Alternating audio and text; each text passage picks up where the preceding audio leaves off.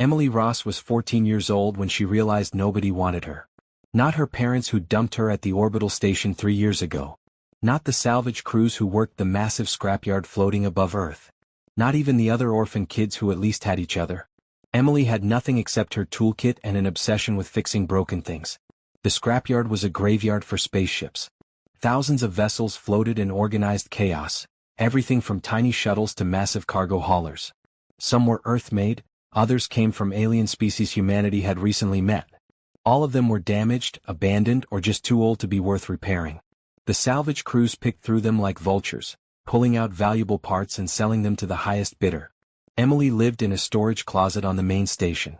It wasn't much, just enough room for a sleeping mat and the toolbox she'd stolen years ago. The crew boss, a mean-spirited man named Rick, let her stay because occasionally she fixed things nobody else could figure out. She had a gift for it, an instinct that went beyond training or education. She could look at a broken machine and just understand what it needed. But that didn't make her liked. The other workers called her names. They shoved her out of the way during meals. They blamed her when things went wrong even when she had nothing to do with it. Emily learned to stay invisible, to hide in the shadows, to only speak when absolutely necessary. Her only escape was the ships themselves. When nobody was watching, she'd sneak into the derelicts and explore. She'd sit in old pilot chairs and imagine flying through the stars. She'd trace her fingers over control panels and wonder what adventures these vessels had seen. It was better than thinking about how alone she was. Everything changed on a Tuesday afternoon. Emily had been avoiding Rick after he'd yelled at her for using spare parts without permission. She'd only been trying to fix the station's water recycler, but he didn't care about that.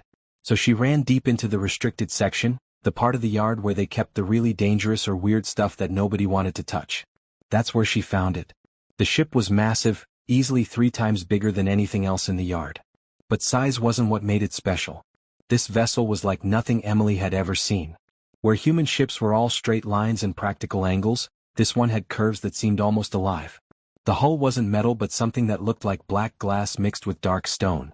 Veins of crystal ran through it, pulsing with the faintest hint of blue light, like a heartbeat that refused to die completely. Emily approached slowly, her breath catching in her throat. She'd seen alien ships before. The galaxy had dozens of intelligent species, and their designs were always different from human ones. But this was something else entirely. This felt ancient, like it had been floating in the void since before humans even discovered fire. She found an airlock that was partially open, the door frozen halfway. Emily squeezed through, her heart pounding with excitement and fear. Inside, emergency lights flickered weakly, casting strange shadows on walls that seemed to shift when she wasn't looking directly at them. The air was stale but breathable, which was weird considering how dead the ship appeared. The corridors were wide and tall, built for beings much larger than humans. Emily's footsteps echoed as she explored, her flashlight beam dancing across alien writing she couldn't read and control panels made of materials she couldn't identify. Everything was covered in dust, undisturbed for who knows how long. She made her way to what had to be the bridge. It was a vast circular room with a ceiling that rose into darkness. The floor was transparent in places, showing layers of crystal circuitry beneath. A central platform held what looked like a pilot station, but instead of a chair, there was a raised dais surrounded by dozens of dormant screens. Emily climbed onto the platform and wiped dust off the nearest screen. The moment her hand touched it, something happened. The screen flickered. Symbols she didn't recognize scrolled across its surface for just a second before dying again. But it was enough. The ship had power somewhere deep inside. It was still alive, just barely waiting for something. She ran back to the station, her mind racing. She found Rick in his office and told him about the ship. He followed her back, looked it over for maybe 5 minutes and laughed. Alien garbage. Not worth the fuel to move it to a better salvage point. Probably contaminated anyway. Stay away from it. But Emily didn't stay away. She went back the next day. And the day after that. She started bringing tools, cleaning supplies, anything she could sneak out without getting caught. She claimed the ship as her project, her secret place where nobody could mock her or push her around. The other salvagers didn't care. To them it was just the weird kid wasting time on worthless junk.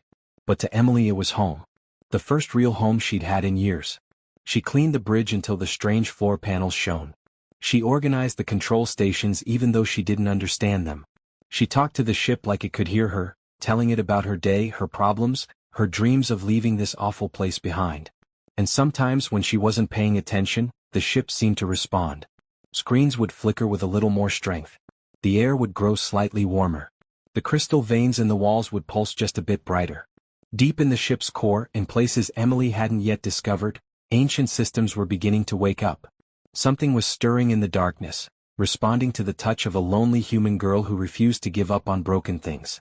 Emily didn't notice any of this yet. She just kept working day after day, fixing her ship one small piece at a time. She didn't know she was saving something far more important than a derelict vessel. She didn't know that her repairs were reaching deep into the ship's heart, where a being of legend lay dying in the darkness, waiting for a miracle it had given up hoping for thousands of years ago. 3 weeks passed and Emily's life fell into a new rhythm. Every morning she'd do her assigned work on the station, fixing whatever broken equipment Rick threw at her. Then, the moment nobody was watching, she'd grab her toolkit and disappear into the restricted zone. The other salvagers stopped asking where she went. They didn't care enough about her to be curious. The ship became her entire world. Emily started calling it Sanctuary because that's what it was. A place where nobody yelled at her or treated her like garbage. She'd spend hours working on different systems trying to figure out how they connected. The alien technology was nothing like human designs, but somehow Emily understood it on a level she couldn't explain.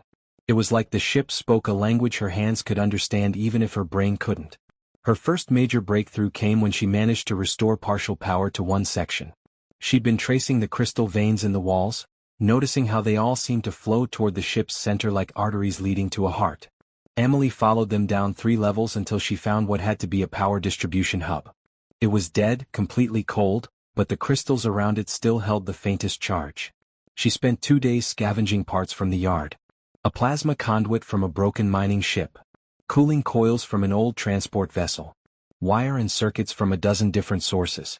Nothing matched, nothing was designed to work together, but Emily made it work anyway. She wrapped human wire around alien crystals. She jury-rigged human power cells to charge the ancient alien systems. It was insane, completely against everything she'd learned about engineering. But when she finally activated her makeshift setup, the hub hummed to life. The effect was immediate and beautiful. The crystal veins throughout that entire section began to glow with soft blue light. Screens on the bridge flickered and stayed on. The air grew warmer as atmospheric processors coughed to life after centuries of silence.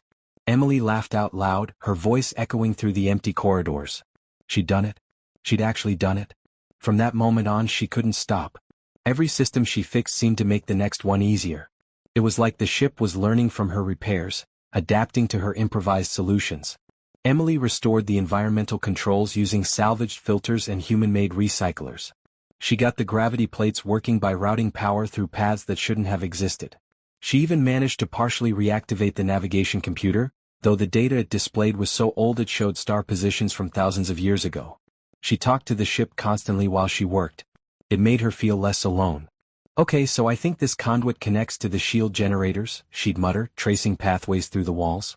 "Which means if I can just get power flowing here, maybe we can get the hull integrity fields working. What do you think?" "Yeah, I know it's crazy. Everything I do is crazy." The other salvagers started noticing changes. Light could be seen glowing through the ancient ship's windows at night. Strange humming sounds echoed from the restricted zone. A few brave workers went to investigate, but Emily had locked down the main airlock using codes she'd created herself. The ship was hers and she wasn't letting anyone take it from her. Rick confronted her one evening as she was heading back to her closet. "What are you doing with that alien wreck?" he demanded. "People are talking. They're saying you've got it powered up." Emily shrugged, keeping her expression neutral. "Just fixing some basic systems. Nothing dangerous. That ship is station property. Anything valuable you find belongs to the company." "You said it was worthless garbage," Emily reminded him. "Not worth the fuel to move it, remember?" Rick's face reddened, but he couldn't argue with his own words. He waved her off with a curse and stomped away. Emily allowed herself a small smile. Let them talk. They'd never understand what she was building. What Emily didn't know was that her repairs were doing far more than just restoring ship systems. Deep in the vessel's core, in a chamber sealed by technology beyond human comprehension, ancient mechanisms were responding to her work.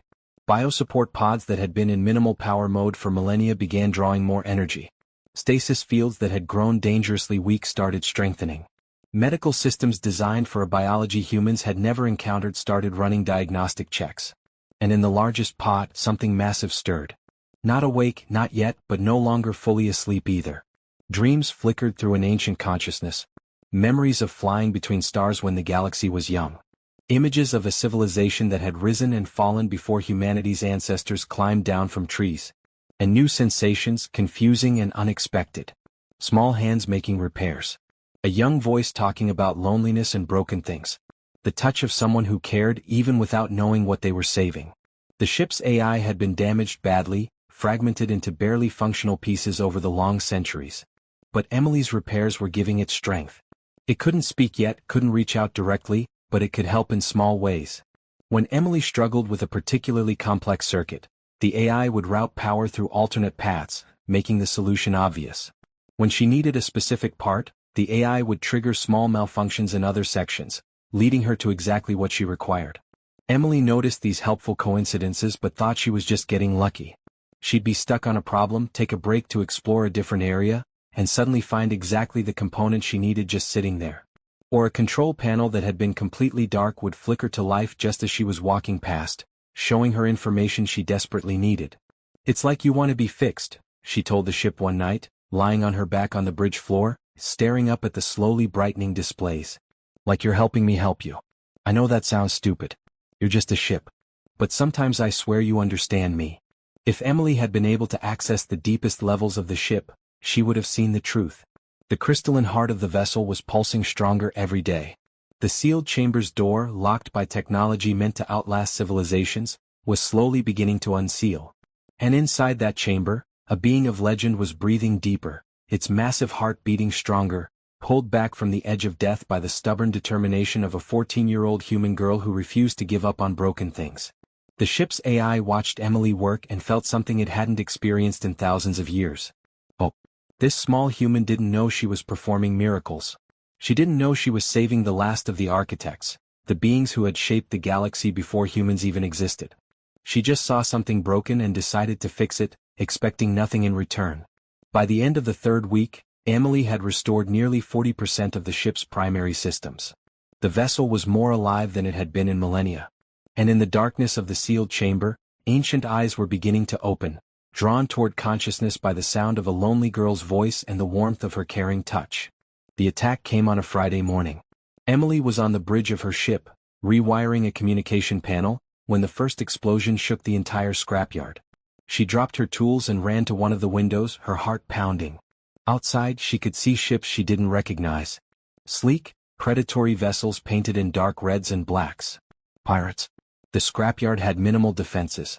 It was just a salvage operation, not a military base. The station's few security ships launched immediately, but they were old and slow.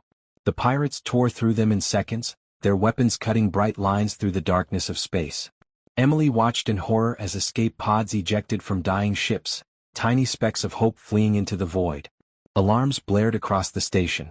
Rick's voice came over the emergency channel, cracking with panic. "All personnel evacuate immediately. This is not a drill. Get to the escape shuttles now." More explosions followed.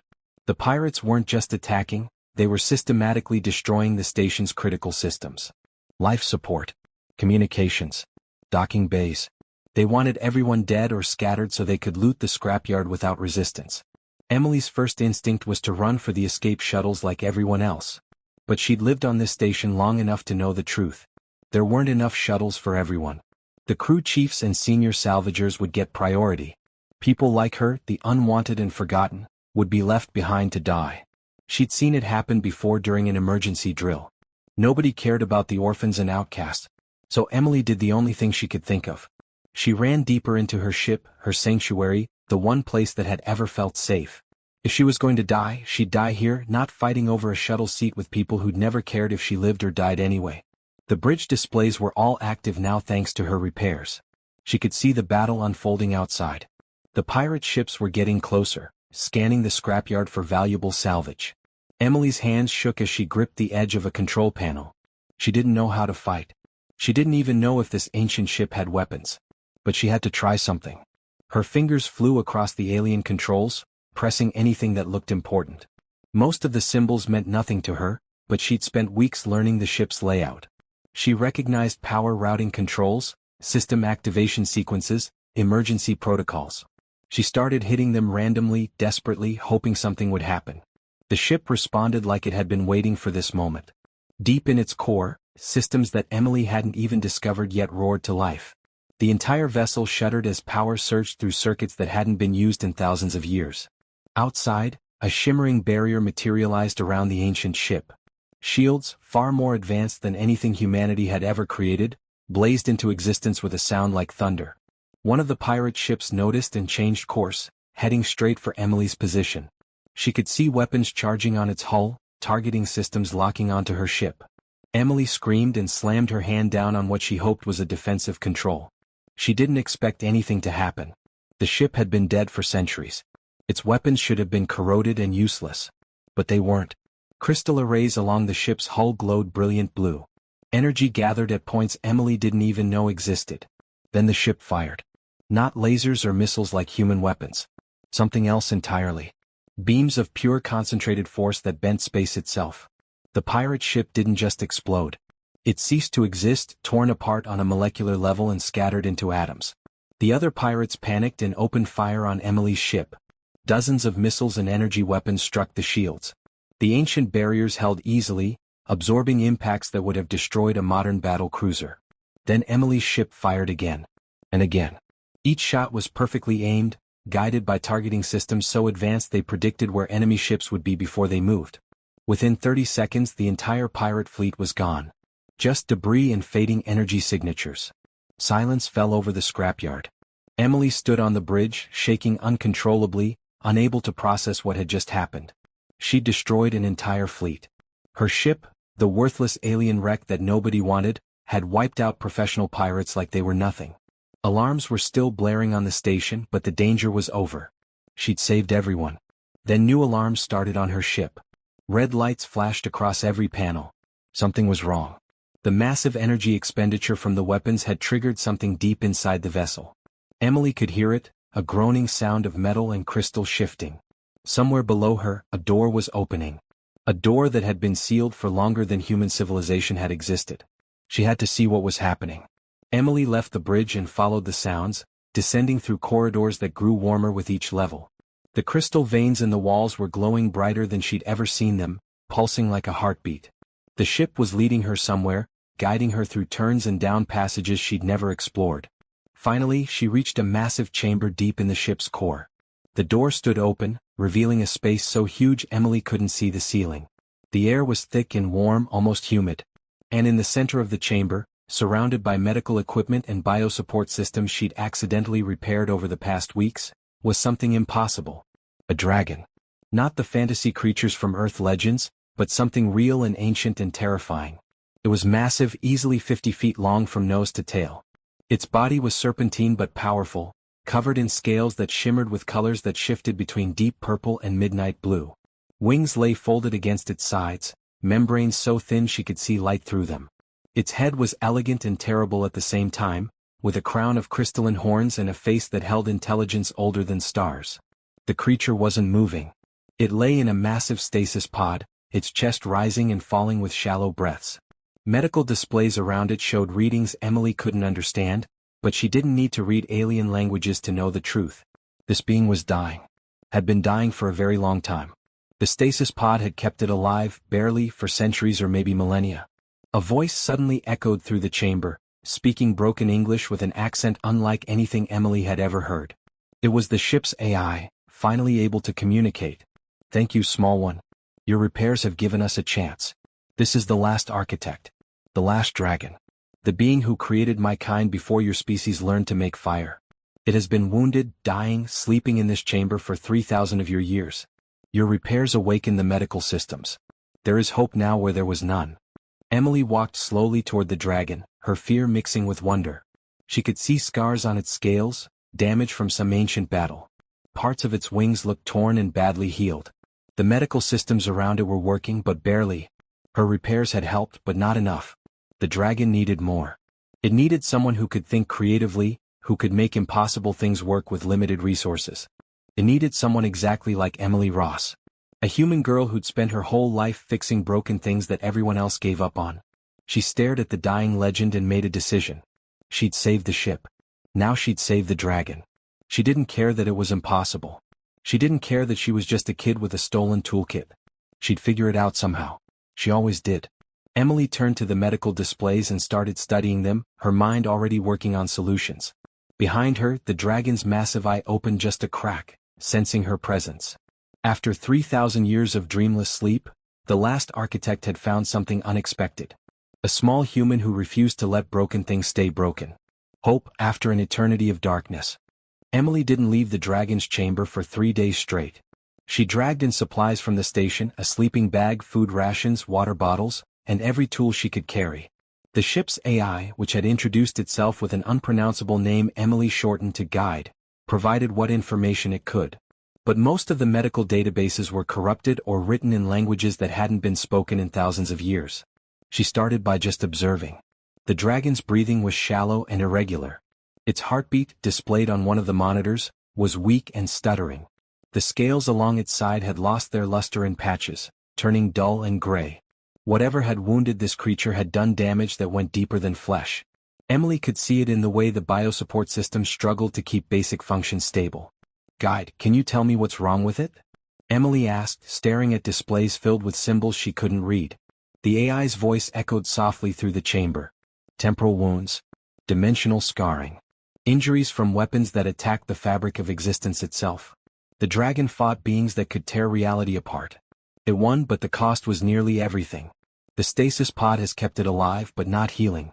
It needs active medical intervention, but I do not have the capacity to provide it. My systems are too damaged. Emily chewed her lip, thinking. But I've been repairing your systems. The medical equipment is working now, right? Working, yes. But the dragon's biology is beyond my databases. I can keep it stable, but I cannot heal it. That requires understanding, adaptation, creativity. Things I no longer possess in my damaged state. Emily nodded slowly. She understood what Guide was really saying. The AI could run the machines, but it couldn't solve problems. It couldn't improvise or think outside its programming.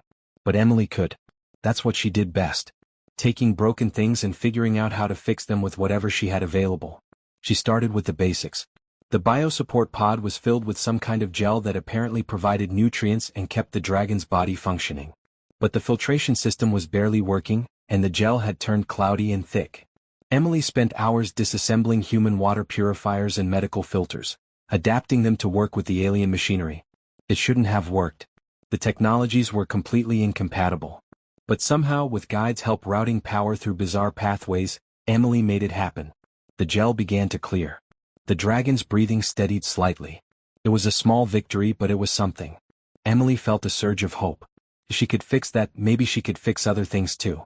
While she worked, she talked. Not to Guide, but to the dragon itself.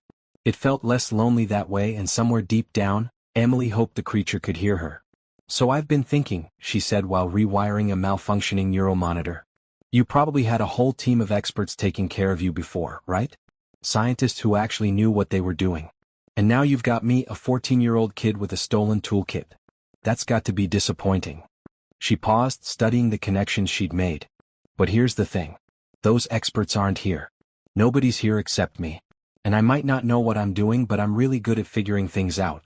I've been fixing impossible things my whole life. So you're just going to have to trust me, okay?"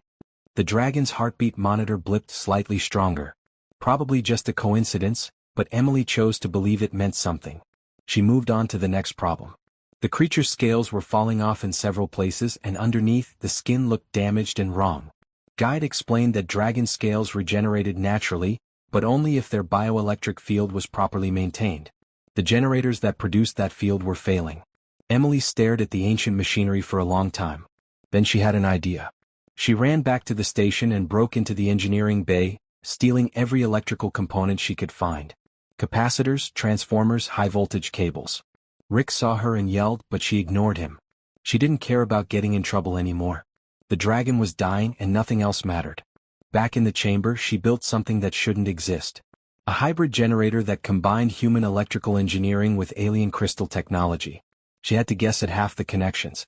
The math didn't work according to any principles she'd learned. But when she activated it, the dragon's bioelectric field stabilized. The damaged scales began to shimmer with faint color. New scales started growing underneath the dead ones. "It's working," Emily whispered, tears of exhaustion and joy running down her face. Guide, it's actually working. Your solutions are illogical by both human and architect standards, the AI observed. They should not function. Yet they do. You have a gift, young human. The dragon chose well. Emily wiped her eyes. What do you mean chose well? Guide was silent for a moment as if considering how much to reveal. The dragon has been semi-conscious since you began your repairs. It has been watching you through my sensors. Listening to you talk. It knows you are trying to save it. And it has made a decision about you, though it cannot yet communicate that decision directly. Emily looked at the massive creature, wondering if it was really aware of her right now. She walked closer to its head and gently placed her hand on its snout. The scales were warm under her palm, and she could feel the faint vibration of breathing. I won't give up on you, she said quietly. Everyone's given up on me my whole life. I know how that feels. So I'm not doing that to you. We're going to get through this together. Days blurred together. Emily worked until she collapsed from exhaustion, slept for a few hours in her sleeping bag, then woke up and worked some more. She repaired neural pathways using fiber optic cables. She jump-started failing organs using modified defibrillators. She treated dimensional scarring with a combination of radiation shielding and crystalline resonance she invented through pure trial and error.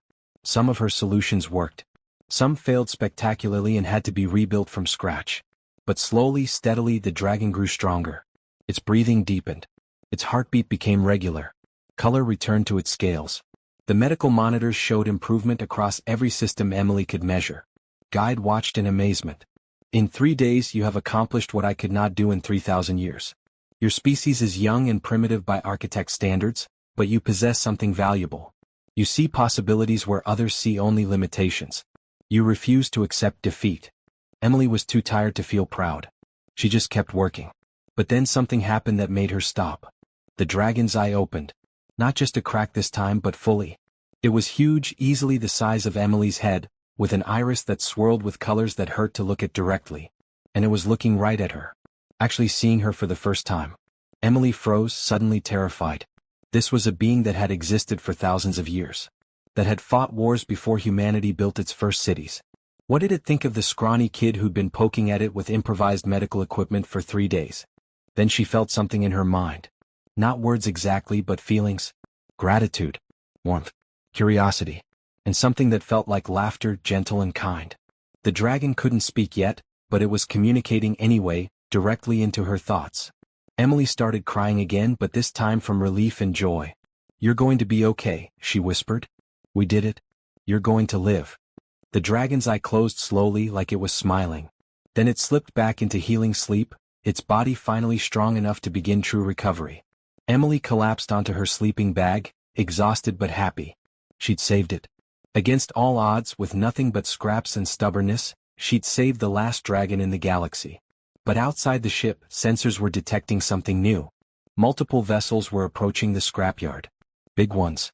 Military ships from 6 different species, all converging on this location.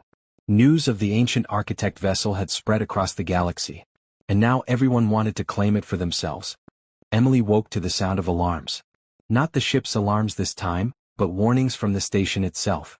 She scrambled out of her sleeping bag and ran to the bridge, her legs shaky from exhaustion. The display showed something that made her heart sink. Ships. Dozens of them, surrounding the scrapyard in a massive formation that blocked every escape route. Guide's voice filled the bridge, more urgent than Emily had ever heard it. Multiple vessels detected. Military configurations from 7 different species. They are broadcasting demands for access to this ship. They know what we are. They know about the dragon. Emily stared at the screen trying to understand. There were sleek warships from the Keltharian Empire, bristling with weapons. Massive haulers from the VRNN collective that could swallow entire stations. Even human military vessels, which surprised her.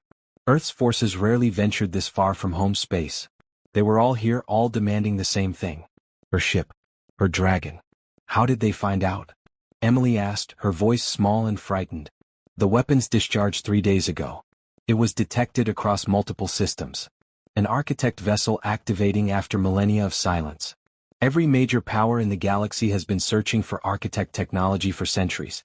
We are now the most valuable discovery in known space. Emily felt sick.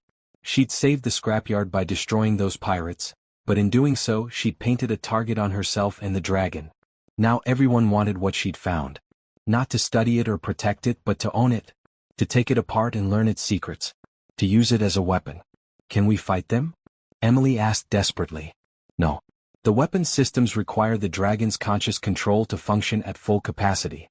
I can manage basic shields, but against this many opponents, we would eventually be overwhelmed. And the dragon is still too weak. It needs more time to heal.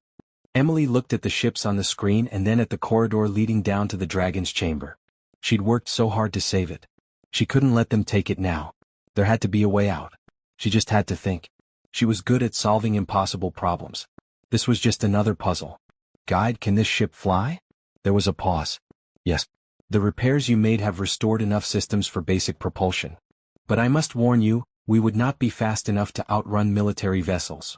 I'm not trying to outrun them, Emily said, her hands already moving over the controls.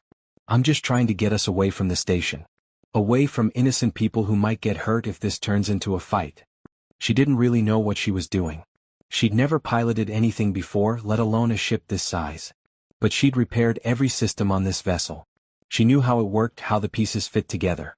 Her hands found controls that felt right, and the ship responded to her touch like it had been waiting for this moment. The ancient vessel shuddered and lifted away from its docking point. Debris from centuries of stillness fell away as it moved for the first time in 3,000 years. Emily guided it carefully through the scrapyard, away from the main station where terrified salvagers were watching from windows. The military ships immediately changed formation, following her, surrounding her new position. A communication channel opened and a stern alien voice filled the bridge. Unidentified human, you are in possession of classified architect technology. Power down your vessel and prepare to be boarded. This is not a negotiation. Emily's finger hovered over the communication button. She wanted to explain that she wasn't stealing anything, that she'd saved this ship and the dragon inside it. But before she could speak, something changed. She felt it, a presence in her mind much stronger than before. The dragon was waking up. She ran from the bridge, down through corridors that seemed to rearrange themselves to speed her passage. The ship was helping her, clearing her path. She burst into the dragon's chamber and stopped dead. The massive creature was sitting up in its pod, its eyes fully open and glowing with inner light. It looked at her, and Emily felt the full weight of its ancient consciousness pressing against her thoughts. But it wasn't threatening. It was warm, protective, almost gentle. The dragon spoke, not with sound but directly into her mind. Its voice was like thunder and music combined, old beyond measure but somehow kind. Little maker. You saved me. You asked for nothing in return. You simply saw something broken and decided to fix it. Do you know how rare that is? How precious? Emily couldn't speak. She could barely breathe. She was standing in the presence of a being that had existed for thousands of years, and it was talking to her like she mattered. The dragon continued, its thoughts flowing into her mind like a river. I have watched you these past days. Listened to you speak while you worked. You told me about your life. How you were abandoned. How nobody wanted you. How you learned to fix broken things because you understood what it felt like to be broken yourself. Tears streamed down Emily's face. She hadn't realized the dragon had heard all of that. All her lonely confessions while she thought it was sleeping. I have a choice to offer you, young one, the dragon said. I can take control of this ship and fight our way free. I'm strong enough now thanks to you. I can destroy the fleets outside and escape into the void. You would be rewarded greatly for saving me. Wealth beyond measure. A place of honor among the stars. Then we would part ways and you could live whatever life you choose. Emily waited, sensing there was more. Or, the dragon continued, its mental voice growing softer, more hopeful. You could stay. You could become what you have already proven yourself to be. A maker. One who understands the ancient arts of creation and repair. I would teach you everything I know. Show you wonders your species has never imagined. We would travel the galaxy together, finding broken things and making them whole. You would be my companion, my student, my friend. The choice is yours and I will honor whatever you decide. Emily didn't hesitate. I want to stay. I've never belonged anywhere but I belong here. With you. With this ship. I don't care about wealth or honor. I just want to keep fixing things. And maybe, for the first time in my life, not be alone. The dragon's joy flooded through their mental connection, so powerful Emily almost fell over. Then you are mine and I am yours. Let me show these fools what it means to threaten a maker and her dragon. The creature rose from its pod, majestic and terrible. It spread its wings, which glowed with energy that bent the light around them. Then it merged its consciousness with the ship, just as Guide had done, but infinitely more powerful. Emily felt the vessel come alive in ways she'd never imagined. Every system operating at full capacity. Every weapon charged and ready. The ship wasn't just a machine anymore. It was an extension of the dragon's will. They returned to the bridge together, Emily walking beside the massive creature that now moved with fluid grace despite its size. The dragon's voice, amplified through the ship's communication systems, reached every vessel in the surrounding fleet. It spoke in a language all species could understand, ancient and commanding. I am the last architect. The last dragon. I have slept for 3,000 years, and I wake to find the galaxy squabbling over my corpse like scavengers. Know this, I am not yours to claim. This ship is not yours to study. And this human child has more worth than your entire fleets combined. The military ships held their positions, but Emily could see their weapon systems powering up on the displays. They weren't backing down. The dragon noticed too and made a decision. The ship's weapons activated, but it didn't fire on the fleets. Instead, it targeted empty space around them. Beams of pure energy tore through the void, demonstrating power that made every military vessel look like a toy. It was a warning, clear and unmistakable. This human saved my life expecting nothing in return. She fixed what was broken because that is who she is. For this I name her Maker. She is under my protection now and forever. Any who threaten her threaten me. Any who harm her will face my wrath. She is my chosen companion, and together we will remind this galaxy what the architects stood for. Slowly, reluctantly, the military ships began to withdraw. Nobody wanted to fight a fully operational architect vessel with an actual dragon controlling it. The risks were too great, the potential losses too catastrophic. Within an hour, the scrapyard was clear except for Emily's ship. Emily stood on the bridge, watching them go, unable to believe what had just happened. The salvagers on the station were no doubt staring in shock. Rick was probably having a breakdown. The girl he'd treated as worthless trash had just become the most important human in the galaxy. The dragon settled beside her, its massive form somehow fitting comfortably in the bridge's space. Where shall we go, little Maker? The galaxy is vast, and there are countless broken things waiting for those brave enough to fix them. Emily smiled, really smiled for the first time in years. I don't know. Everywhere, I guess. Anywhere there's something that needs fixing. Something nobody else believes is worth saving. Then we shall wander the stars together, the dragon said warmly, teaching the galaxy that nothing is truly broken beyond repair. That even the smallest, most rejected among us can change everything. You have given me back my life, Emily Ross. Now I will give you the universe. The ship turned away from the scrapyard, away from Emily's old life of loneliness and rejection, and jumped into hyperspace. Behind them, the people who had never cared about her scrambled to tell the story of the human girl who saved the dragon. Ahead of them lay infinite possibilities, countless adventures, and the promise that neither of them would ever be alone again. Emily had spent 14 years being told she wasn't good enough, wasn't wanted, wasn't worth anyone's time. Now she was the dragon's keeper, a maker of impossible things, proof that humanity's greatest strength wasn't power or intelligence. It was the simple stubborn refusal to give up on broken things, and the compassion to care even when nobody was watching. The galaxy was about to learn what one rejected human girl with a toolkit and a kind heart could accomplish when given the chance. And it would never be the same again.